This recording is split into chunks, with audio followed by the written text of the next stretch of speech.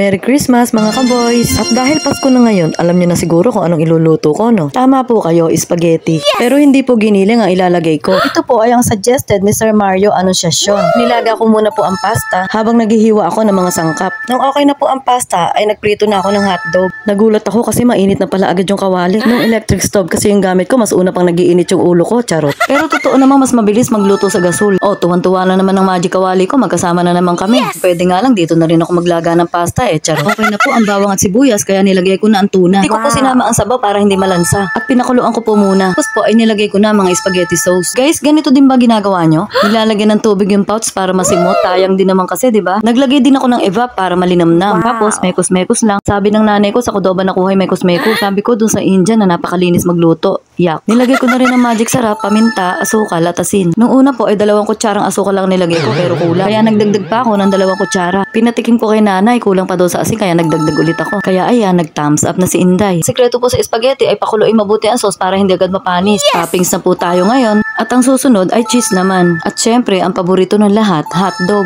Mga kaboys, wala ba kayong napansin? Hindi ko po nalagyan ng ketchup yung sauce ko. Pero ang nakakapagtaka, ang sarap. O paano guys, see you on my next mini vlog. Bye!